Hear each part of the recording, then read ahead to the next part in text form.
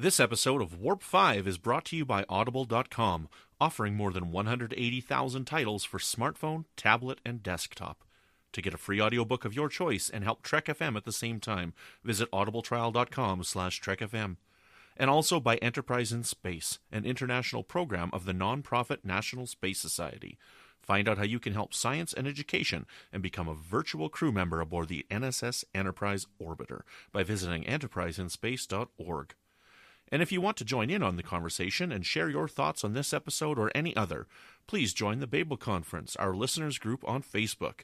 Just type Babel, that's B-A-B-E-L, into the Facebook search field. We look forward to seeing you there. Hi, this is Dayton Ward, author of a whole bunch of Star Trek novels, and you're listening to Warp 5 on Trek FM.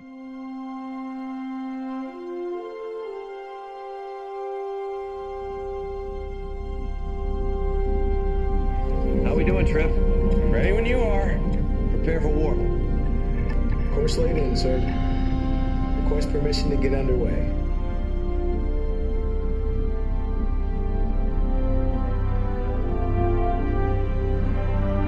Let's go.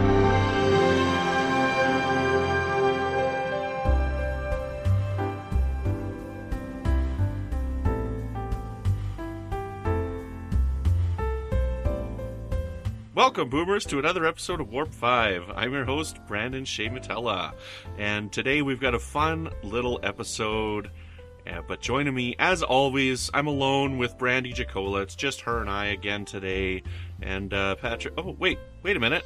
Boo, Patrick! Boo! Patrick's here! Yes, I'm here. Yay, Patrick, you're As back! always, kind of, sort of. As mostly. Yeah, As well, mostly. Mostly. The only person we can say as always for is Brandy at this point. No, I was sick that one time. All right, so there goes that theory. I was barfing up a lung. I'm sure you didn't want me to be recording and watching me barfing up a lung. Well, no, I didn't. But we can say, as always, would be Jonathan Archer and our intro, because that music has been the same since the beginning. There you go. Yes. But we're not here to discuss ill crew members or whatnot. We're here to discuss our topic today. But before we get in that topic, first, I have to ask Patrick, how was your holiday? It was good. We spent 2 weeks away. The drive was long there and long back, but we stopped in Disney and then Hilton Head, South Carolina, which was pretty awesome. Mm-hmm. So lots of sun, Did lots you of find timers. Did you find a xenomorph princess? I unfortunately no. I made somebody laugh. They tweeted us on Twitter. I wish I couldn't find the tweet. I was looking earlier, but they're like, I laughed so hard when you said, what is a xenomorph a Disney princess? Well, or a Disney queen? It is now. It is now. It is now. Excellent. They're going to build a park for that. Mm-hmm. Sweet. Well, today we're, just because we're all on holidays and Brandy just got out of her, Salt Lake, Utah SaltCon, whatever they call it over there. Van X Salt Lake Comic Convention, or as I just call it, Comic-Con, because San Diego can't stop me from saying it. What if they sued you for hearing that? They can't. I don't know. They can't because I'm not being paid by Salt Lake Comic-Con. Ha ha ha. Actually, or they Van X. can. They just may not win, but they can sue you. But why would they bother? Because they're not bothering to sue all of the other comic conventions that are using the term Comic-Con. So Right, but you are spreading the Comic-Con words to all 10 of our listeners. That's cute. You think there's 10. 8. 8, Well, we got 8 patrons now. Rounding so up. At least, we have 8 listeners at least. So. Well, that and just I makes me listen, so sad. that's 9. So I listen too, so we are at 10. There we go. 10 listeners. My See, I wasn't husband too far. listens, so there's 11. That's a pity listen. Oh. Not for I you, see. for us. For Not us. for you, for all of us is what I meant. That wasn't a jab at you. It was a jab at us. Yeah, sure. He's like, whatever. I guess I got. Oh, if they only heard the way I got jabbed before. Anyways, let's just jump into our feedback from the last aired episode. No. As of this recording, we have the 7th. We had another episode, but nobody bothered to comment on it because I don't know. They liked my picture for Archer eating the gonads. But The prairie oysters. the prairie oysters, thank you. That's more appropriate. Kid-friendly, prairie oysters. But we'll talk about the previous episode, 161, which was our episode on the 7th, which was that episode that was based on the Seven Samurai, right? Sure. Yeah. Or the 7 of them go into a tundra. No one really knows. Yeah, something like that. I don't remember the episode anymore. It was 9. But, okay, yeah, that's not what happened. But anyway, William J. Jackson says, great codcast. Great podcast. Codcast. That sounds like something you do in Nova Scotia. Like when they fish a lot, they'd be like a cod pass. All right, so just to be clear, he didn't write that. I'm just a moron. No, you're not a moron. Great podcast. I felt this was the worst episode of Enterprise ever, despite the boost in trust between Archer and T'Pol, just bland. But the Vulcans taking painful memories is intriguing, and T'Pol saying she needed someone she could trust, not Vulcan, to me is a direct after effect of the greatest Enterprise episode ever, the Andorian incident, to which we surely all agree. Hint. There was a little back and forth about that where I said I tried to find something to make this episode good, but I just couldn't. And then we talked about what I really think is the worst episode ever. But we've all heard that, so we don't have to go into that. Mm-hmm. Then, because we talked about that, Chris Trebuzio posted a GIF of Fraggle Rock dancing around. Mm-hmm. Always spot on. And then, Brandon, you, right? Which episode is that again? Oh, right, the 7th Samurai. You're getting a lot of mileage out of that joke. Todd, good show today. Honestly, I skip over this episode whenever I do a rewatch. Almost everything about the episode is just so, whatever. It just carries no interest in me. Very few episodes do that for me. I can usually find something that really grabs me in most episodes. That being said, I completely agree. It's a good episode, just though. If that makes sense. So I would love it if somebody could tell us that they loved this episode or it was one of their favorites. You know, I tried. Because you did try. I failed, but I tried. Yes. I agree with him though completely. Like his statement makes perfect sense to me because there's nothing technically wrong with the episode. It's just So, and our last comment was from Lewis Adams. I had to look up this episode to jog my memory of it. That secrecy stuff at the start was definitely ridiculously overdone. I do remember enjoying the recognition of trust between Archer and T'Pol. This was a good character episode, but as discussed in the podcast, it could have used a bit of plot work. So, excellent. I mean, everyone kind of agreed with what we came up with. Mm-hmm. Yeah, and if somebody loves it, find that, tag us in it, make sure you tag us in it, we'll read it on a future. Tell us if you love it, because, you know, there's that rule. Everybody that doesn't like an episode, somebody loves it, you know, so. While we're not the largest fans of the 7th, we hope that you are. There's got to be one somewhere. Mm-hmm. Yeah. Yes, send in Brandy your wasn't there. measurements. Brandy, was it you? No. Sure wasn't. No, I appreciate things about the episode, but the episode as a whole, not so much. Mm-hmm. Yeah, and that's what we thought too. That's basically how we summed it up. So, well, today we're going to get into our discussion, and because Brandy was away at her Salt Lick Comic Con. Salt Lick. Come on. Hunting deer that again? Is disrespectful. And it's the capital city of the state of Utah, Salt Lake City. Lake. It's because we have a lake with salt in it. Are you making fun of my Canadian accent, eh? Salt Lake? Oh, he got you. I mean, he's full of it, but he got you. Yeah, he's full of a lot of things right now. And Donuts. Oh! She wasn't blind. And Patrick was away on vacation and whatnot, so we didn't quite have the time to prepare for this week, so we decided to do an AMA, which is an Ask Me Anything episode. So we posted a thread in the Babel conference, and we've got a few questions from the listeners. So thank you very much to everybody who participated, and I think we should just jump into them. Perfect. So our first question comes from William J. Jackson. He says, would you all welcome an episode of a future Picard show that gives us more backstory on the temporal Cold War and the Enterprise era, and if yes, what details? And absolutely, I say, heck yeah, I would totally be in for that. If we had Picard talking about something, and maybe they had to refer to something that happened during, I don't know, the temporal Cold War, or the Romulan War, or something like that, even if they made a reference to what happened in These Are the Voyages, you know, somehow tying it all back in, or whatever, anything, any type of continuity is welcome by me. What do you guys think, Brandy? I fully agree with you. I would welcome any reference to Enterprise continuity because I feel like it's the redheaded stepchild of the Star Trek universe, and it's just not fair, guys. This is a better show than people are giving it credit for, and I would like to see it recognized in that way, and not with, the half-hearted, oh, we're acknowledging you via Next Generation thing that these are the Voyagers was. So I don't need necessarily temporal Cold War or anything like that, but just pick something. Pick the Xindi War. Anything. I mean, the Xindi War was a pretty big deal because up until that point, no alien had ever attacked Earth and killed so many people in one go. Mm-hmm. It was unheard of. It came before the Romulan War. It came before all these other things. Make a reference to that. I'm good with it. I want it. I want it now. Patrick, what do you think? Yeah, I completely agree. I agree with Brandy, but I also agree with William. I would love references to how the temporal Cold War finally came to an end.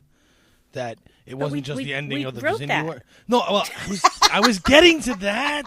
Man, you stepped all over my line. You guys are killing me tonight. I'm sorry. I'll just sit here and shut up. No, you don't have to do that. But yeah, they could write our movie. It's fine. I'm okay with that. I don't even just credit me like somewhere small. Don't even give me money. Just write it. Yeah, just based on the story by. Give us money, he says. He wasn't even involved. Money. So, no, but seriously, like, I would love to see how that all finishes itself. And they could even bring back some of those actors for the show because they would look how they should look when that may have ended, So, yeah. You don't have to put the whole crew together for a series or a long, movie, but you could have the flashbacks show Archer and show Trip not dead or whatever. It doesn't really matter, but you can do all this stuff, and that would be awesome. You bet. So we are all for it. Okay, let's jump to our next question here. Ron Sarna says, should remastered episodes happen in the future? Should Klingons be portrayed as in Discovery? What do you guys think? Okay, so part A, I know this is like heresy. I don't care about remastered episodes. Mm-hmm. It's not a deal either way for me. If they do it, great. If they don't do it, great. I don't understand the Klingon question, though. I think what he means is, how in the remastered TOS, they changed some special effects, and in remastered Next Generation, they changed a few special effects. I think he's asking, should they change how the Klingons look so that they look like they did in Discovery? Oh. Whatever. I don't think they should. Brandy's shaking her head no as well. Yeah, I mean, that doesn't... If I don't care about remastered, I definitely don't care about which way the Klingons look. So, yeah. So that to me, I actually would not like them to change the Klingons. That's remastered. Take it or leave it. If they make it, I'll buy it, and they'll just sucker me in for some more money. Yes, Brandy. Oh, I definitely don't think that they should change the way the Klingons look. That would just be a really difficult thing to do and not worth the effort, in my opinion, because Klingons were still evolving during that time because of that virus, etc. And there's really no need to bridge the gap. I don't care about that. It's not something that influences the story for good or ill for me. So, but remastered episodes, yeah, I would buy them. So, I mean, I'm not going to be all upset if they don't do it because the Blu-rays do look really great. But, if they do remaster them, I don't really feel like it's necessary to change a whole lot of stuff because this was the age where digital effects were starting to be easier and more realistic to do. So, yeah, don't go around changing a bunch of stuff just because you can. Mm-hmm. That's my opinion. Yeah, I don't think they need to change it. I mean, I wouldn't want them to go back to TOS and make the Klingons look like Next Generation Klingons. It's just the way that they are, and it's special effects.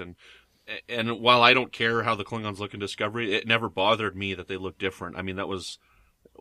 whatever. The Klingons are always changing. Aliens are always changing how they look. Trill never looked the same. I don't know. Aliens have always looked different in Star Trek. Whatever. The first Trill we saw did not even remotely look like Jadzia Dax. There was none of the spotting or anything. There was forehead ridges. That's pretty much it. They got all that stuff from The Perfect Mate. That's the makeup they used for her, right? So exactly. Yeah, whatever. Doesn't matter to me. Plus, I'm all then good. if they do that, do they have to go back to all the other series and make them all look like Yeah, please Discovery? just don't. Like it seems like way too much work for not enough people buying those DVDs again or whatever, Yeah. the Blu-rays again. Not necessary. So, Tim Cooper asks a question about the podcasting process. He says, could you talk a bit about the process used for making Warp 5? How long does it take from generating an idea to recording to editing and release? You all obviously put in a great deal of effort on this podcast and across Trek FM, and I think you all think what you all do should be shared. Well, Tim, it's really easy. About 5 minutes before we hit record, we're like, what are we talking about tonight?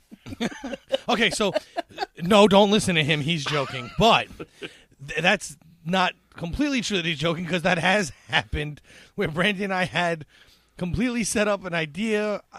I'm a jerk. I set up an idea, and then I watched completely different episodes for no reason because I forgot what that idea was. And then we've also had times where we come up with an idea and it sits on a list for 6-7 months before it gets picked up again. Yeah. See, generally with Warp 5, like I like to plan a little bit. So we do have a list of episode topics that we want to address. We have a list of episodes that we want to do commentaries for and things like that. And, the commentaries are generally episodes that we consider easier to edit and easier to prepare for because all we have to do is really watch it once and then watch it while we talk. And then there's really no editing involved on a commentary because you have to keep the file in sync with the episode in case somebody's watching it. So as soon as we hit record, while I may bleep out something inappropriate that Patrick says in an episode like I did. Why am I getting run over? Because I had to do that to you in the last commentary. I had to beep you out in the last commentary. Don't you remember? That was totally appropriate. Anyways. No. But other than that, we leave it all in. So that's kind of funny. But, I mean, as you've heard, I don't know if you listen all the way to the end all the time, but sometimes we'll say, hey, coming up, we got this. And there was a time this summer where we're like, here's the next 5 episodes because we kind of had them planned out. So that kind of fell apart when I took my vacation, that we weren't able to follow through on some of the ones that I had planned. We do intend to go back to them, and we do have a list of those ones that we will be addressing shortly. So we try to plan a couple of weeks in advance. And I mean, like tonight we're recording, it's September 10th. And then we give ourselves a lot of time to edit it, just in case we get busy or whatever. So this episode won't get released until the 21st. So, we got 11 days to edit the episode and publish it. And I listen to the episodes after they're edited, just in case I made a mistake with editing. Because I've had times where something's out of sync. I think it sounds okay. I left a cough in that I want to edit out later on. Or, when I lined up the opening music, I didn't line up the dialogue properly. So there's a big gap of nothing. So I always take a listen before I publish as well. So we give ourselves about 10 or 11 days to do all that. And then, depending on how quickly we can get the edit done, then I try and get it up early on Patron Zone for the patrons. And I mean, like this weekend here, that's just it. If I try and do things without planning is when mistakes happen. This weekend I was in a rush to get the Cogenitor episode up on Patron Zone early. I didn't have any of the summary written, but I accidentally called it, similitude discussion. And I mean, I know the difference between the 2 episodes. I just wasn't thinking when I was typing it. And because I didn't plan that out properly, I made a mistake. So we try and make sure that we limit those mistakes as much as we can. So, I hope that answers your question. But yeah, so sometimes we can pick a discussion idea early, and sometimes we know a couple of weeks in advance. It really depends on what we do. And then as far as getting ready to record, we'll watch the episodes, or generally it's watching episodes or movies to prepare ourselves for the discussion. Yeah, I'm sorry. Who writes most of the summaries now? Brandy writes the summaries, yes. Yeah, that's right. Yeah, you did. And yeah, that's right. So I didn't want to wait for Brandy to write the summary. I wanted to get the episode out early this weekend. So I also didn't write the summary. And because I just quickly wrote something, I accidentally wrote similitude. I took credit for me making the mistake. Oh, hey, it happens. Yeah. It's not a big deal. It's just one of those things where you just, everybody does it. Everybody Yes. does it. So I certainly... I didn't see the mistake. I just only saw the aftermath. So I didn't see either. Awesome. No, but also to add to that though too, Brandon and I have different styles of editing. Like Brandon likes, well, you've told me in the past, you like to sit and do an hour now, an hour later, and get a little bit done if you can. And I'm more of a Tuesday night. I sit down and I edit the whole podcast. Mm-hmm. Which I've actually been doing more. I'll sit down and just edit the whole thing in one go. Yeah, I find that a little easier for me, but I know that doesn't work for everybody. Yeah. For a while there, that's what I was doing. Is I would like to get it out a week early, so I would actually, for an hour-long podcast, I would actually edit 25% of the podcast in one sitting. Come back the next day, do 25% more. Come back the next day, do 25% more, and then finish it up on the fourth day. I was actually doing that for a while, and that was working for me for a while. So yeah, and I don't know. I think Brandon's quicker than I am, but I'm about 3 to 1. So for every 1 minute of finished audio, it takes me about 3 to edit. That to answer his question a little more. So an edit takes me about a rough edit on this takes about 3 hours. I think you're down to almost 2, right? Yeah, I think I'm a little bit lower than that. The Cogenitor episode was an hour and 45, and I think it took me 3 hours to edit. Oh, nice. Yeah, yeah, so and it depends too, because sometimes people are long-winded and don't have a lot of mistakes. So you can listen to a large chunk and get it out of the way. Yeah.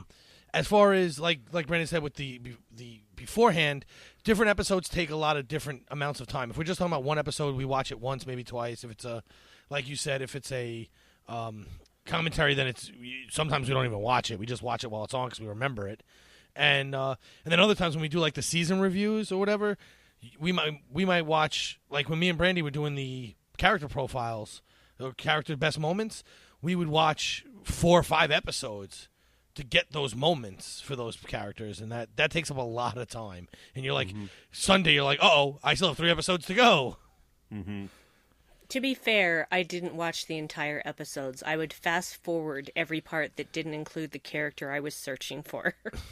I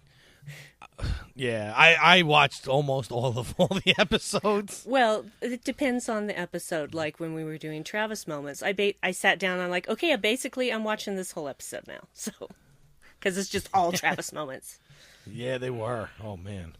So Brandy doesn't watch all of it. Some of us take it more seriously than others, I guess. Oh, shots fired. Moving on to the next question. Justin Oser says, what is your desert island episode of Enterprise that you would want to have if that was the only thing that you could watch? Extinction. No, I'm kidding. I would just You're drown gonna watch myself it until really you like quick. it. What? You're gonna watch it until you like it. Yeah, exactly. I'm gonna force myself to enjoy that episode. Oh, that's a good question. Anyone have an answer? I have. I do. Yeah, Yeah, go ahead, Go Brandy. ahead, because I don't. The Andorian incident. It's my favorite episode of Enterprise. Of course, that's the one I'm going to pick. Okay, but would you want that to be the only one? Like, do you love it? I know you love it, but would you want to watch it until you probably didn't love it anymore? There's no way for me to watch it so much that I don't love it. What if we got you like a signed picture of Jeffrey Combs as Shran? Would you like that? Well, first of all, it's Jeffrey Combs, and yes, Not I in would Canada, love that. it's not. Not in Canada. No, it's Combs. Combs. Combs. I'm sorry. All right. So, Brandon, I just feel it's respectful to pronounce people's names properly. I'm sorry. So go back, Google Gallagher. He does a great skit about how whatever. Comb, bomb, go back and, tomb, yeah. Yes, they all don't sound the same, and he spells them. It's awesome. So, Brandon, what's your favorite episode?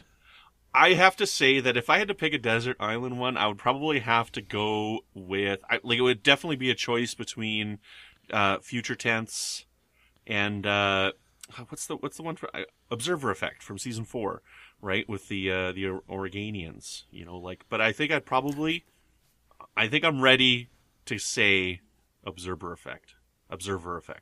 Fair I'm ready. enough. I'm ready to go there. I swear you said Oreganians. Are they from Oregon, or are they made of oregano? Both. Origamians. They're just paper. So, okay, I honestly... The Orgasmians. I have... No. Oh, now who's getting bleeped? That's not a bad word. So, I can't... I don't know. I should have seen this question earlier so I can think about it, but it would definitely be a season 3 episode. I just don't... I'm not prepared to tell you which one. See, Tim, some of us are take this seriously and prepare. Yeah, some do and some don't. I'm sorry, Tim.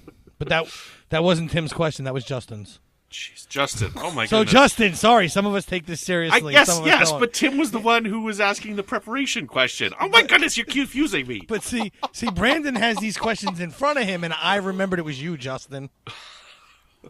Wow. This has got to be the most contentious episode of Warp 5 ever. We haven't been together in a while. If It only is they true. could see the video, though. That like my head's ready to split open. My smile is so large. Like we're having fun doing this. We are having fun, We are guys. having fun. We're having a Yes. great time. Don't be So- fooled. Yeah, I'm trying to remember when we did our best episode of each season, what my season 3 episode was. Now I and think you can't said remember. damage, didn't you? Did I say damage? I think I did. That's good. I'll go with that. I'm glad I could choose for you. Whatever. Look, as long as it's not Fraggle Rock, I'll watch any episode for the rest of my life. Really? Even These Are the Voyages? Even These Are the Voyages, because I fixed it in my head. Okay, fair enough. So now I can watch that episode again. So you can actually just click your head cannon on when something Right. happens you don't like. Forever. Fantastic. I want that ability. That sounds like a can't- great mutant power. I fixed that episode so I can even watch that. As long as it's not Fraggle Rock, you can set me on that desert island with any episode and we're good. So we'll go with damage to answer the question for 500, please. Sure, Evan. Tim Hands wants to know if the mystery of Future Man will ever be revealed. No. Because the show's Not- been canceled. Not to us. It'll be revealed to Future Man. Yes. Okay, and last but not least, Janet Lee has 3 questions here. So the first thing she said specifically, Brandon, have you read any stories from the Decon Chamber section of Triaxian Silk? No, I haven't, because I don't read any fan stories. I know that there's some good ones out there, but I just don't have the time to check any of them out right now. Because I'm busy watching like crazy amounts of Star Trek and whatnot, and my Halloween podcasts and whatnot. Some year I might get to them, but Please But, reference Tim Hand's question. but no, that's not lack of preparation. I'm just No, I don't have time. it's the fact that we have that much preparation you can't read. Oh yes, so I see what you're saying. Yes, He was Yeah, saying well, actually- something nice. See, I wasn't even insulting you that time. I just assume you're insulting me. It's just Look, it's because he's my lazy. He default reads setting. Cliff's Notes of movies and episodes, and he does podcasts. And I read too much books for literary treks because I'm reading along every book they read. I'm reading along with them. So I do read a lot of Trek novels as well. So I know that Janet, I believe that you are a big reader of the fan stuff, and you've tried to show me like, because my opinion has been influenced. A lot of them I assume are just like, erotic fan stories is what I'm assuming most of them are, and you've showed me many times that they're not, and you've tried to introduce me to some other ones, and I do appreciate that, so thanks very much. Now, the next question she says is, did you guys get a chance to read the article from Trekkie Feminist that she Yes, posted? I did read Okay, it. good. So Trekkie Feminist is Jarrah Hodge. Now, she used to be on the network with Women at Warp. They're no longer there, but they still have their show. They're still around. Janet asks us, what do we think of this article on Horizon? Specifically, the author's point on Trip and Archer being not nice to T'Pol, edited for content, which very few people call them out on, and something I'm guilty of. So I'm assuming Janet says that she's guilty of not calling out Trip and Archer talking to T'Pol as well. Now, I'm going to have to move my mic here because I don't have my glasses on and the stuff on the screen is a little small. But I did read this, and a lot of the stuff that they deal with in this episode, I think we called out during our commentary and our other discussions, right? On how they talked to her and invite her out on this date. I mean, like, we talked about it too. Like, Jer's comments in this article are like, what? Really? He asked her out on a date? And I'm like, we did the same thing. We're like, what? This is awkward. This is weird. And wrong. So yeah, it seems odd. I understand what they were trying to do, but it didn't quite work. So that could have worked in the 60s, but in the early 2000s, nah. Yes. Doesn't work. Right. And then, so one of the things that I did want to address is the part near the end where they're talking about the film. And, so Jarrah posts in the article here, she talks about the dialogue at the dinner table. And Jarrah says, she suggests showing the film to Ambassador Saval because it might help Vulcans who've recently arrived on Earth understand humans. She's probably at least partly trying to get Archer she's probably at least partly trying to get at Archer and Trip, as in teasing them and whatnot. She's got to know they'd be defensive about that, but it's also a legitimate perspective, and they did ask her repeatedly what she thought of the movie, that she really didn't even want to see. So their response, and then she quotes Archer's, maybe inviting her movie night was not such a great idea. And then Jarrett continues on, yeah, because dismissing everything someone says and talking about them in the third person while they're in the room with you is exactly the way to show that you're tolerant of differences. Blurg. I mean, I agree. I mean, like, while I don't interpret it that way, I do believe they are defensive about it because they didn't respond to the movie the way that they respond to the movie. But again, we addressed this too. We didn't respond to the movie the way that they're responding to the movie, and we can totally see T'Pol's point of view on it. So, you know, like, yeah, I don't know. I agree with a lot of Jar's points in this, and you know, I mean, as far as, you know, Women at Warp goes, Jar's one of the Women at Warp hosts. I still listen to Women at Warp every other week because they're a bi-weekly podcast. I don't agree with a lot of what they say, but I listen.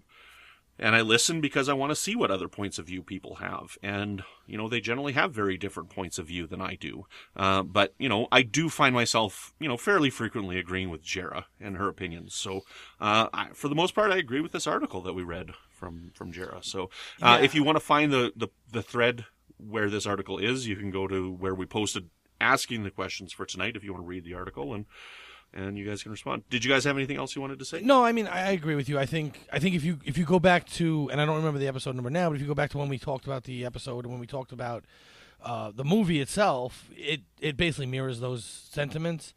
I have to be honest that at the end when Archer says that, thinking about it now after hearing that, yeah, that was probably the wrong answer, but I don't think it was said in malice, like he wasn't serious about her not being there.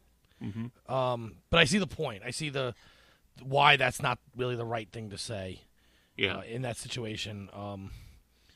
But I don't know. I took it as him busting her chops a little more at that moment. But everything leading up to that, like they didn't understand her point though either at all. Like they just didn't get it because they don't see it that way. But like you said, we did. We saw it as exactly the way she saw it. Yeah. Yeah, which I don't know, maybe we're influenced by T'Pol, but Brandy, did you have anything else you want to add? Well, I do strongly agree with her point of how Tripp says that Frankenstein was originally a novel written by Mary Shelley, who was the wife of a famous poet. Yes. Why does that have to be the qualification? Excuse me? She's one of the earliest science fiction gothic horror writers, and that's how you talk about her now? That smacks of casual sexism. Yeah, and I've read that as well, and that is an article that doesn't a comment that doesn't ring true when you listen to it now. You're like, I don't understand why people bring that up because I don't know her as the wife of a poet. I know her as the author of Frankenstein. You know, like that's how I know her. I don't know, like. I believe when she originally published it, she had to publish under the pseudonym of a man. I might be wrong. No, on that. she published it anonymously. It was Frankenstein by Anonymous. Yeah. Because no one would read it if it was written by a woman. Yeah, and I mean, but that was also in the middle of the 1800s. Exactly. Right. Little archaic. You know, times were a little different then. But I agree with that. Like, why would Tripp say that? Well, I sum that up to, at what point do we differentiate the character and the writing? You know, like, because that does, I don't know that comment No, I rings understand. true I'm for not Tripp. criticizing Tripp specifically because I Connor don't think Trinneer that you are. Connor Trinneer is an actor reciting lines, but to describe Mary Shelley as such, whereas can anyone name a Percy by Shelley poem? Who? Her husband. Yeah. She was married? Oh, that was his name? Yes. Yeah. No, because I didn't even know that was his name. There you go. So no, yeah, point well taken. But I think we knew that anyway. But Yeah. And it did bother me when he said that in the initial episode, the first time I watched the episode. I'm just like, really? You're gonna talk about who she was married to? Yeah. Okay. yeah, especially like you said, like that nobody would have blinked an eye in TOS. But by the time that this episode's airing, it doesn't even make sense that they would think to write it that way. Yeah. Unless, like, you go to Wikipedia and it still says that there for some reason, and then they were just copying and pasting, I guess. But have a brain. Just think no, about it, maybe. no, I don't know. No, Just a thought. Silly Maver. Oh, come on. Oh, I know. Women having thoughts. We can't have that. No, I said the writers couldn't. I know that. I wasn't saying you were saying that. I'm just. Oh, But, golly. Watch the hate mail I get now. No, I wasn't attacking any of you guys. It was just. No, yeah, it's weird. Their choices was very There were some weird choices in this, yes, and yeah, and it didn't happen too much, but it does happen throughout the series a little bit. Where you're like, huh, that's kind of written like Kirk was saying it instead, and I don't really understand why, huh? But I don't know. I guess they were trying to appease two separate groups at one time. Yeah. Well, again, listening to Women at Warp and the way they've addressed it as well with Kirk and them, they crack points all the time where Kirk is basically an ally to women, and it's Spock who's the sexist one. Like, if you go back and listen to all the comments, it's Spock making all the sexist comments, and it's Kirk who's always the one that seems to be fighting for women's rights, but people just have this image of Kirk sleeping around with women and whatnot. They assume that he doesn't Tons like of green women. And I mean, like, even there, that didn't happen that many times in episodes. No. And there's a whole bunch of people who are out there that are saying, look, every time he's done that kind of thing, it's been an advancement of protecting his crew, for the most part. So, like, I listen to Women at Warp every week, every other week, sorry.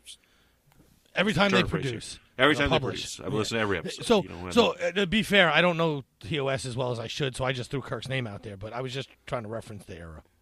Yeah, no, Yeah. it's true. Not him personally. But I agree. I mean, if you go back and you watch actually all of the TOS episodes, you will not see Kirk, getting it on as much as you're led to believe. Like I don't know. I read a stat. It was like 7 or 12 times or something through the whole. Which Was is it more that than me. much? That's more than me. Well, of course. Yes. But unless you're counting it all with the same person, which you Yes. should. It still might be more. married. Still might Which be is more. still more than me. Ooh. Even if you count each individual. Wow, this should be cut. Anyway, point being is, but they I mean, look, we've talked about this on other podcasts, and they've always added in things go into the lore of Star Trek that never really happened. Beat me up, Scotty. Right, it was said once. Nope. Yeah, it was in a book. Yeah. Which is not canon. Who cares? Ashes of Eden.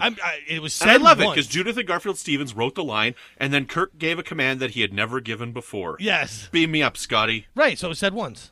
Right. But he didn't say it. It's in a book. Or he's dead, Jim. He actually doesn't say it that much. Yeah. He'll say he's dead, or Jim. He's Or dead. Jim, right, and he has said Jim. I think 1 or 2 times he actually said he's dead, Jim, in all of the 3 seasons. Look, we do that with everything because everyone hears Luke, I am your father, but that never happened. He says, "No, I am your father." Correct. That's Everyone just not adds in true. Luke in there. So That's Right. impossible. it's not just Star Trek. It's anything with a big following. It all gets screwy. And I'm the annoying person that always corrects people. So am I now. I've been around you too long. I brought another into the fold. You guys are maniacs. Okay, let's get to our last question here from Janet.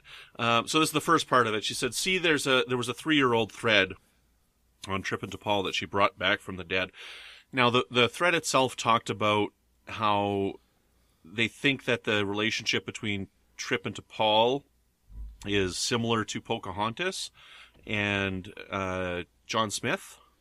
And I read the thread, and it's interesting when you read it. Like, I'm reading this thing, and it's like, there's people that are getting frustrated, but I'm not reading them as getting frustrated. I'm just reading the points, right? Because I wasn't involved in the conversation many years ago, right? But I got to ask a question on something Janet said. FOMO. Can you tell me what this means? Fear What of is missing out. Fear of missing out nightmare. Okay, I didn't know what that meant. Fear Okay. of missing out. So she says, stumbling on an interesting thread where people who made standout points left this group. I think Akaku Beeman was sort of getting at it, but to put it more explicitly, T'Pol from the Vulcan perspective is the one going native, as can't believe that the original poster's friend didn't think of this.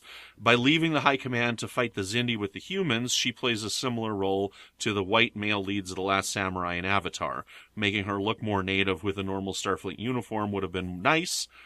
Also, Jarrah Hodge's point of Trip not trying to meet T'Pol halfway in Bound, which is when he gets T'Pol to say she loved him, would have been very controversial in some communities. Most people think Trip was 100% justified in making her sweat because she had hurt him. And then what do we think about that? Did Paul deserve that? Now, with the thread itself, I'm not really one to talk on it. Like, I see these comments and I don't necessarily agree with them, but I see other people's points of view on it, and it does give me, like, this is why I listen to Women at Warp, is it gives me knowledge for what other people are talking about, and it gives me a way to listen to other people's points of view and then think about them. And, while I don't always agree with them, maybe I don't agree with them because I'm a white dude. I don't know. But I don't see the Pocahontas tie-in here. I see what they're saying, and I see how you can interpret it that way. I just don't interpret it that way. And while I see what Janet's saying, where it's almost more like T'Pol is the John Smith character by joining the natives, quote-unquote, the Earth people on it. Again, I don't really see it that way either, but that's me. I mean, like you look at, maybe I just don't look at it that way, but even with people who have so much troubles with Code of Honor, I don't look at it that way. And even if you go back and listen to the mission log review of it, they're like, look, if you just talk about the episode's fine, right? The whole story for Code of Honor is fine. It's just when you watch it, it's terrible, racist. And I'm like, well, when I watch it, I don't look at it that way. I just look at it for the story. So it's not an episode that's ever bothered me because I'm just looking at it for the story that's being told to me. And so that's how I do take a lot of my Star Trek, is a lot of it is just what's the story being told to me. And so I've tried to think about this over the last day or two since I've seen these comments, and that's my answer. As far as, do you guys want to address the Pocahontas John Smith, and then we'll talk about The Bound? Do you have anything to add? I didn't read any of that thread, so that's okay. There was a lot of stuff. Yeah, so take this with a grain of salt. But hearing you talk about it now, I just don't see it. Yeah. There's a lot in the article, and there's a lot of people, who talk about this stuff, and they. Now, quick question though: when they talk Pocahontas, are they talking what really happened to Pocahontas, like the real story, or are they talking the nonsense fictional version we get? And I'm sorry, Disney, I love you, but from Disney. I think they're talking about the fictional. Yeah, it's not just Disney, by the way, because they actually got that story from elsewhere. But right. That's the one they pushed. So they're talking the fictional one where John Smith comes, takes her, and she falls in love. Like, that's the version they're talking about? Yeah, so they're like, the challenge was, isn't this something similar to Pocahontas? And Captain Smith about the relationship, Trip, the Western man, seducing Abs, being seduced by the Eastern foreign beauty. Wonder what you thought about this. That was the original post. I get no, because there's too many stories. First off, that are like that to begin with. All right, so it could be any one of those stories, but I don't know. There's too many other factors that would never lead me to believe Pocahontas. Brandy, did you have anything to add? I don't get that either. I can understand why people might make that connection, but honestly, I think that's reaching really far. Yeah, like it's a lot of like suspended disbelief and leaps of trust. Yeah, it's a bit seeing what you want to see instead of what's actually given, but we all do that. We all do that all the time. And there's nothing wrong with that. I personally don't. Pocahontas would never have entered my mind in a bazillion years in regards to that relationship. So, yeah, and I don't even see it being the reverse way either. No. Like that she's John's. No, he came to kill them. They fell in love. It doesn't make any sense to me. Yeah. Did he really fall in love, or did he just decide, I am going to ruin this tribal princess for real version? Wait, real version or Disney version again? Yeah, exactly. Because I'm more Disney version. Yes, he fell in love, but that's friggin' Disney. Yeah, but in real life, not so much. In real life, she was a slave who was paraded around. So, I mean, that was totally. That's why I made the distinction too, because. If you're talking real version, there's nothing remotely Pocahontas about this story. Nope. Because and she willingly went, not because I know people say Pocahontas willingly went in the movie, I guess they'll say, but it's just too far different for me. She wanted to be part of that crew in that mission in season 3 and not go back. Right. Legit, not because she found some fake love or something. No. It had nothing to do with her feelings for Trip and everything to do with the trust and camaraderie that she had found with most the human crew. Yeah. And Archer. So like, you could almost make the argument more for Archer doing it. I mean, it wasn't a romantic relationship at that point. There was parts where it like looked like it was heading that way, but that so you could actually make more of an argument for him being the John Smith in this. But again, he didn't want her to stay. He didn't force her to stay or try and convince her to stay. No. She resigned her commission behind his back. And then told him. Right. Correct, and she could have easily gone back and just continued her career. I mean, it's totally different. And not to mention, remember in Pocahontas, the whites and the natives are basically at war. This would be more Pocahontas if it was a Zindi that comes aboard the ship. So I'll expand on here that there is more in the thread where they're talking about things like the Last Samurai and stuff, and where you get this instance of like, I guess the white person joining the side of the natives and fighting with them is more, I think, what Janet is saying in her comment here. Again, I haven't seen Last Samurai in 15 years. No, so but I don't again, remember. the problem is that's always someone on the other side joining and fighting with you, right? So T'Pol was never on the other side. She wasn't on the Zindi side, so... Right, they were just bad allies, but they were always allies. Yeah. I hope we've answered that question for you, Janet. So we've done the best we can there. We hope we got your question answered.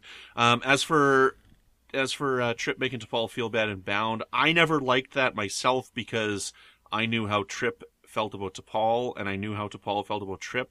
And I mean, like, she's a Vulcan, and Vulcans, they try not to express their emotions. I understand T'Pol's gone through a lot with the Trellium addiction. I never liked that scene, and that scene has always made me feel uncomfortable when he makes her say that. But that's me, and that's my interpretation of it. I don't like when he does that to her. Okay, I don't remember this episode so much, but I think I remember this scene. Can someone describe this so I can make sure I'm thinking of this right? So they're in the hallway, and if I remember correctly, it's been a while since we watched Bound. We did the commentary for it. It was the last time I watched it. I think that was like a year ago now that we did the commentary for it. They're talking in the hallway, and Trip is doing everything he can to get T'Pol to say that she loves him, right? If I remember correctly. Am I right? I think so. Yeah. I'm going to check your work. Just give me a second. Okay, so Brandy's checking it while I'm talking. And I mean, this had to do with him not being affected emotionally and her not being affected emotionally by the Orion slave girls that were on the ship and their pheromones. Neither of them were affected because of their bond, right? So he was trying to say that because she wasn't affected in the same way as the other people, that she loved him and she didn't want to admit that. So yeah, no, it's not what the scene I was thinking of. But all right, I really sorry, Janet. I don't really know the scene well enough. So I can't give a fair assessment on whether I did or did not like that scene. I don't even think I was on the. You weren't on the podcast because that was back when I was doing it with Floyd. Right. Yeah. So I probably haven't seen this episode in even longer. Mm-hmm. But yeah. So I don't know. Sorry, Brandy. How'd you feel about it? Did you have a feeling about it? Well, I see that scene differently. Because especially rereading this, basically Tucker's already upset with T'Pol because she has become extremely cold and not personal towards him at all. And that's why he transfers to the Columbia, because it hurts him so much to just be around her and have her acting indifferent towards him. And he comes back to Enterprise for this particular episode, and the conversation they have when they're in the corridor is before he's going back to the Columbia, and he asks her if she wants him to stay for personal reasons, and she says she doesn't understand, and he gets angry. And then she pursues him as he walks away and says that she does want him to come back, and he says he'll think about it and walks away again, and then she grabs him and kisses him. And then he agrees to stay and reveals that he had already asked for a transfer back to the Enterprise 3 days ago. Oh, I do remember this now. Yeah. Okay, with that description, I remember this. Go ahead, finish. I'm sorry. I'll cut in afterwards. I do not like the way he handled that. That was mean. And it was underhanded. So just using that to get her to admit she had feelings for him is just, it's not okay. It's manipulative, and it's their relationship should be based on mutual trust, and he broke that, in my opinion. So I agree. I never liked that scene either. I agree with what you're saying there, Brandy, that it doesn't work for me. And I mean, it's writing. It's not the relationship that I want them to have. Yeah. And it's Bound isn't the best episode in the series, so, I take stuff in that with a grain of salt and whatnot. But yeah, I didn't like that. I don't like that. That episode makes me feel uncomfortable. That part of the episode makes me feel uncomfortable, is what I meant to say. And yeah, I don't like that he does that to her. So, okay, now that I remembered what episode it was and what scene it was, I'll say this. I'm not a fan of treating people that way, although I do understand in a hurtful moment acting out of character. And I do think this is out of character for Trip anyway. But I understand, while I would rather it not be there, I understand what they were doing with the scene. If any of that makes any sense to anybody. So I'm not on board with it. I'm not happy about it. I've said things that I wish I didn't say. I mean, and I don't like when I say those things sometimes, I mean, he said it. It's a part of it. I don't like that he says it, but, yeah. Well, the thing he said, the problem is he said it with absolutely no risk whatsoever. He did it just to dig at her. Yeah, no, I agree. I don't like it. I'm not. No, I know. I don't want to make it out that I'm cool with it happening, but I understand why it happened. Yeah, and I can to a degree, but at the same time, this is supposed to be a more idyllic future, and humans are supposed to be better at this point, and not do petty stuff like that. But we also say the author of a famous poet, the wife of a famous poet. So, Right, there's lots that they shouldn't be doing. I mean, am I upset that they wrote it? No, I mean, I just don't like that he did it. I mean, I don't like that Shran is torturing Saval in that one episode, but I believe it's within his character that he did it. I still don't like that he did it, because I like Saval. I don't want to see Saval. Saval. And I like Shran. I don't want to see that happen, but I mean, it's something that they wrote. I mean, there's lots of great times when character development happens, and you don't have to like what the character does, so. Sure. Yeah, and I think because it only happens this once with Trip, I can, for the character. Obviously, again, when we talk about characters, it's characters, not actors. But right. For the character, I can look past it as, well, that was a weak moment for him. Yeah. Mm-hmm. And he acted out of character, which people do. I act out of character. Just go ask my foreman. Maybe that was in character, but whatever. But so I can forgive it. Does that make sense? Yes. No, I totally get that. Okay. Yeah. I'm just the kind of person now that I feel that communicating and being honest is always going to be the best policy. And the only time that I ever don't say what I mean is I'm protecting someone's feelings. Like, I hear you. I absolutely hear you. And so it's I'm also not in a relationship with Trip, so I don't. It doesn't matter if I forgive him. So it's just that's just how I view things like that. It's like, no, that's the wrong choice. Just like when I see all of these things happen in sitcoms or comedy movies or whatever, that it's increasing the drama of the plot because there was a miscommunication, and it just makes me want to tear my hair out. Oh, like, I know. really? I hate those plot points so much. Hate them.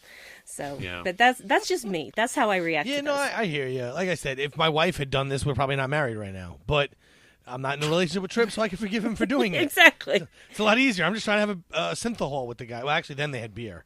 Yeah. So. He just really wanted a kiss. That was his thing.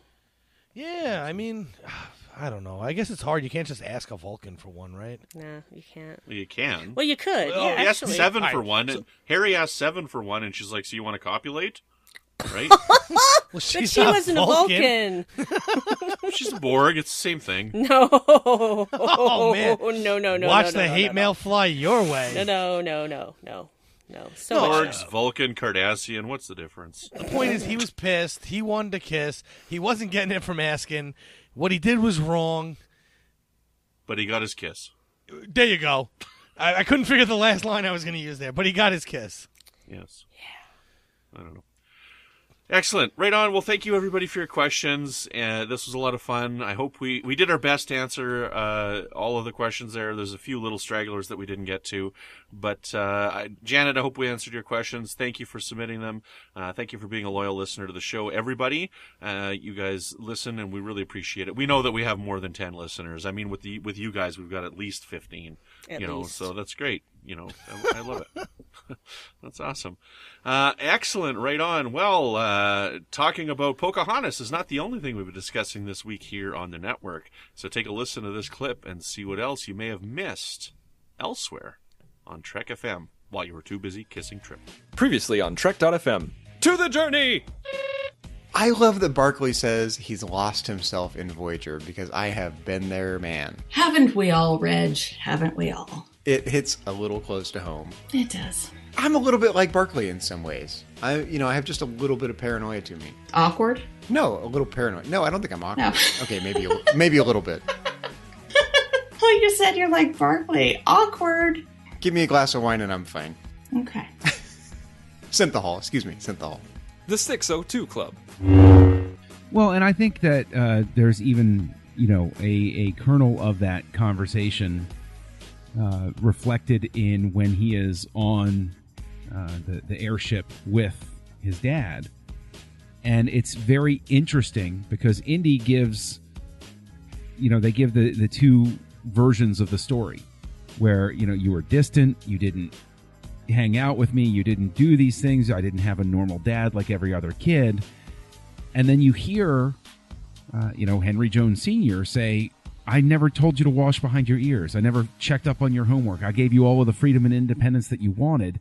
And if you were to ask any kid, they'd say that's what they wanted. And then you find out, to speak to the point about fact and truth, that that's not necessarily what you want. You want involvement. You want connection. You want to be together. You want to be part of your family unit.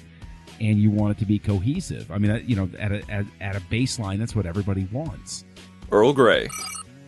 And especially, toward the end, when it's like, Jean-Luc, what are you and I doing just, voyaging around the galaxy by ourselves on this ship? It makes perfect sense to you, but it makes no sense to me, right? Just the two of us, on this giant ship. And when wow. it was just a small skeletal crew, and she's still questioning, it's like, why do we have all of these rooms and quarters? And then Data just nonchalantly, well, we have... we need evacuation and we take diplomats around it. And he's listing it well, duh, this is why we have it. And Picard's like, that'll be enough, Data. Warp 5. Well, you remember it was like when it was 42. You weren't very reasonable then, were you? No, I was not. Exactly. I was absolutely not. I was yelling at a tree in my backyard. It was not a pretty sight. Big Men in Heat is not a good idea. Oh, that sounds like a great band. Big Men. And that's what else is happening on Trek.fm. So check out all these shows and join the conversation about your favorite corner of the Star Trek universe and beyond. You'll find us wherever you get your podcasts. If you're an Apple user, please be sure to hit the subscribe button at Apple Podcasts on iPhone, iPad, or Apple TV, or on the desktop iTunes app to get the latest episodes as soon as they are published. And please leave us a star rating and a written review. If you're not an Apple user, we've got you covered as well. You can find our shows on Google Play Music, Stitcher, TuneIn, Spreaker, SoundCloud, Windows Phone, and in most third-party apps. And you can stream and download the MP3 file from our website or grab the RSS link as well. We'd love to hear your thoughts on today's show, and there are many ways for you to do that. The best place to join the larger conversation is the Babel Conference, our listeners group on Facebook. Just type Babel, B-A-B-E-L, into the search field on Facebook, and it should come right up. If you'd like to send us email, you can use the form on our website at trek.fm/contact. Choose to send to a show and select Warp 5. That will come right to us. You can also find the network on Twitter at TrekFM and on Facebook at facebook.com/TrekFM. So, Brandon, when you're not pretending to be transferred off of this show onto Melodic Treks just to get a hug out of me, where can people find you? Well, you can find me on Twitter at Brandon Matella. You can find me here on the network on Melodic Treks, which is all about music. You can find me on the Talk Film Society, where my friend Zach and I are doing a 11-part retrospective on the Halloween films. You can find me over on the Fandom Podcast Network with my friends Chris and Tom as we talk about Alfred Hitchcock films in Good Evening, an Alfred Hitchcock podcast. And coming soon, I just did it tonight actually, I recorded my second episode of Breaking the Waves for Cinematic Sound Radio, and that episode coming up is going to be on 4 different scores by Tangerine Dream. Ooh. So be sure to check that one out. I love Tangerine Dream's music. So do I. So nice. That'll be a fun little podcast. I do the scores for Sorcerer, Wavelength, Firestarter, and Thief. It's almost a theme week because my husband and I were talking about Firestarter this morning. Nice. Crazy. Firestarter's not bad. I'm wondering, okay, when's the last time you saw Firestarter? I want to show it to Aubrey. Do you think she's 8? Is that too mature for her? I've never seen it. Oh, it's okay. I just haven't seen it in a really long time. Yeah, that's Anyways, what we're my not talking husband about. was saying, so. We're not talking about Firestarter here tonight. Sorry. Yes, so those are my things. Brandy, where can people find you when you're not relaxing after your visit to Salt Lake Comic-Con? Nowhere, because I'm always going to be relaxing for the rest of my life. No, that's not true. You'll find me on Twitter at Brandywine12, Brandy with an I, number 12. You can find me popping up once in a while in the Babel Conference. You will hear me from time to time on other shows on Trek FM, such as the 602 Club and Literary Treks every now and again. I even did an episode of Primitive Culture, guys, making the rounds from time to time. And I do a podcast with my wonderful husband, Dave, called the Dark Corner Podcast. And we just recently, as of this recording, put out our Comic-Con wrap-up. So we basically recorded at the beginning and the end of every day as we were driving to and from the convention. So you will hear a lot of stuff. And you can find that on darkcornerpodcast.com. So, Patrick. Can I do Patrick? Oh, go ahead. Patrick, where can people find you when you're not cosplaying as Grandmother Willow and singing Colors in the Wind? That's a good one. Well, nowhere, but I will do these other things while I'm doing that. So you can find me hanging out with my buddy Amy over at The Edge on this network. You can also find me on Twitter at MagicDrop5. It's one word. The 5 is a digit, not a word. But there are no spaces.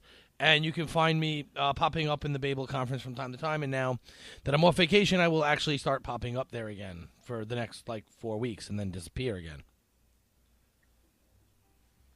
That's it. That's it? Okay. I was just making sure. I was just singing Colors of the Wind in my head while you were doing that. I didn't listen to any of it. I never see the horses and the moon fly blue. Oh, for heaven's sake, you know I'm going to have to sing it right now. What is Have wrong with you? ever heard the wolf cry to a blue corn moon? Or ask a grinning bobcat why he grins? No, he bit me. Can you sing with all the voices of the mountains? Can you paint with all the colors of the wind? Sorry. All right, I'll so stop to be now. fair, I'm big like a mountain, and I sing terrible like a mountain probably does, so I could probably pull that part off. All right, good for you. You can sing with all the voices of the mountain. Yeah, they're terrible, all of them. Or as we like to say here in Utah, mountain. Mountain? And you give me trouble for Salt Lick? Yeah, I do. Measure. Because it's lake. It's a lake. A lick and a lake are two different things. All right. I could go somewhere with that one. Let's get on with it. Let's just not. So, but I will This go is a on. family show. I will go on with how you can keep all of our shows coming to you each week. Do you know how to do that? You can become a patron of the network on Patreon. Visit patreon.com/TrekFM. That's patreon.com/TrekFM. And you'll get all the details there. You can get perks. Perks are good. They include early access to episodes and exclusive content, producer credits, and more. And it's available through our special patrons website, Patron Zone. It requires so much money to produce, host, and distribute these shows each month, and we really appreciate any support you can give us. We hope you'll join the team. Again, you'll find all the details at patreon.com/TrekFM. At this time, we would like to thank our associate producers. They are Norman C. Lau, Floyd Dorsey, Mike Morrison. I don't know why I'm actually moving my arms like a robot. Tim I don't even Cooper, know why you're doing a robot. That had nothing to do with this episode. Justin Ozer, Mark Flessa, Chris Jabuzio, and Jim McMahon. Thank you. Actually, you kind of sound like a male computer in TOS. Working. I do. Working.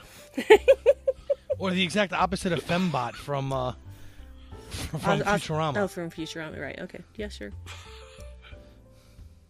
Oh, boy. You boys, I tell you. Oh, yeah, I guess that's it. So... We have a last part, but no. Oh, we got plenty to talk about. Let's go again. Okay. I'll just not go to work tomorrow. Welcome, Bloomers, to another episode of... No.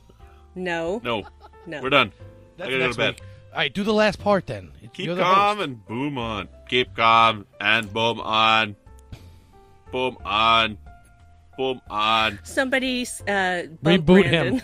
him. So his needle skips. Someone hit him, because that fixes every computer.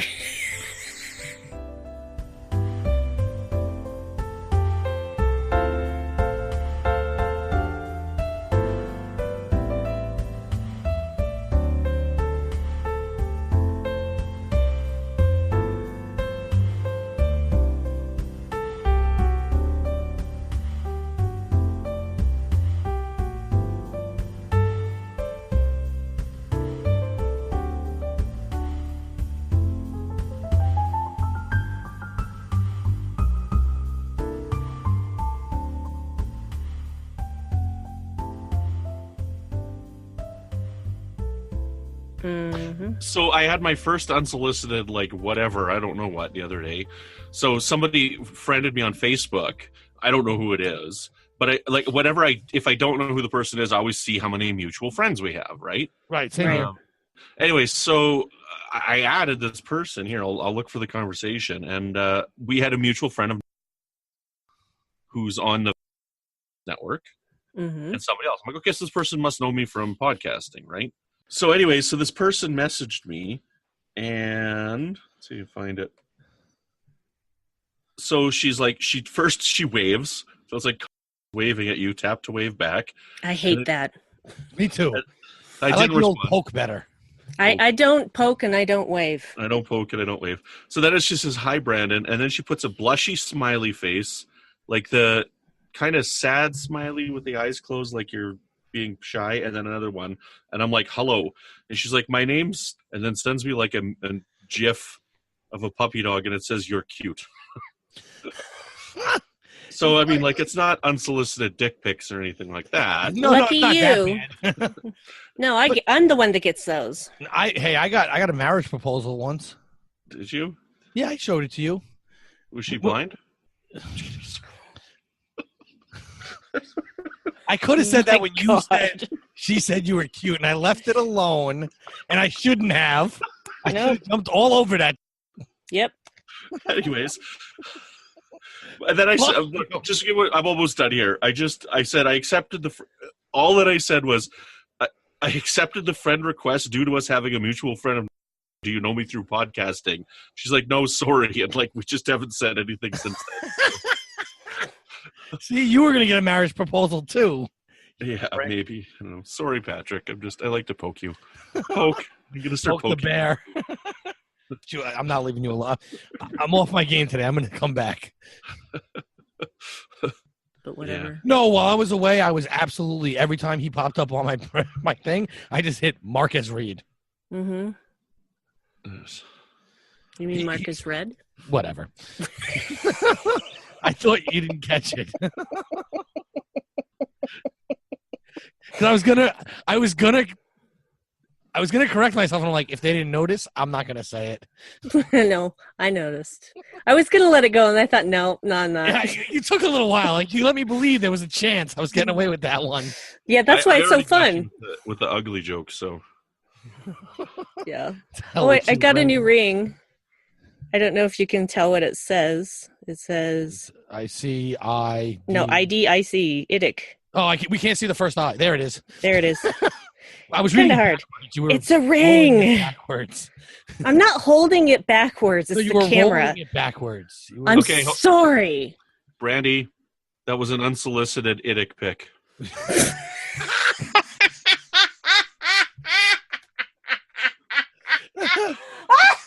Or an eye dick pic. I'm on an IMAX, so that makes sense. My sincere apologies. I did not mean to make anyone uncomfortable. We can't do this anymore, Brandon. We've got our stinger.